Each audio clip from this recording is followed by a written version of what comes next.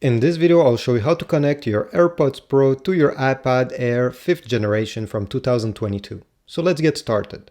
Well, if your AirPods Pro are already connected to another Apple device like an iMac or an iPhone or even another iPad that shares the same Apple ID as your iPad, then you won't have to do anything. You just have to open them and start using them with your iPad. But if they're brand new or you never connected them to another Apple device sharing your Apple ID, this is what you should do.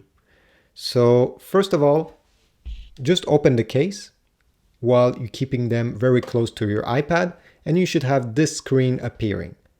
All you have to do now is click connect and it will be done. You'll be able to use them. But what if you don't see the screen?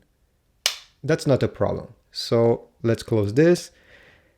And if you don't see that screen, you need to go into your settings, then go under Bluetooth here on the left side. Once you're there, make sure that your Bluetooth is turned on. So this should be green. And once you can try it again, simply by opening the case close to the iPad and wait, and you should see it. If you don't see again this connect screen, again, there's no problem. All you have to do is to close it here, and you will need to put your AirPods Pro into pairing mode. To do so, open the case just like I did here. And on the back of the case, you should see a button, okay? It's a small circle. You need to keep it pressed during 3 seconds.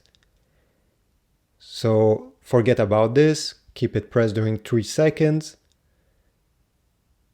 Release it, and you should have this LED here flickering. So it should be blinking like this.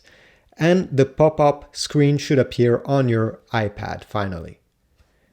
If not, you should be able to see your AirPods Pro under here, other devices. Click on it and it will connect. Here we go, it says connected. You can now use them with your iPad Air.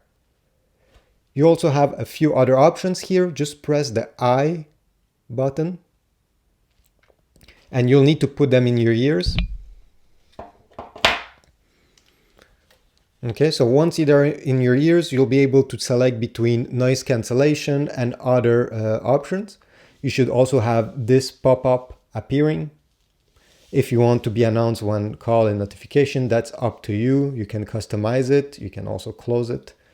And you can go through all the settings right over here. It's very easy. So thanks for watching. This was very easy to be done. Please leave a like, subscribe, and I'll see you in the next one.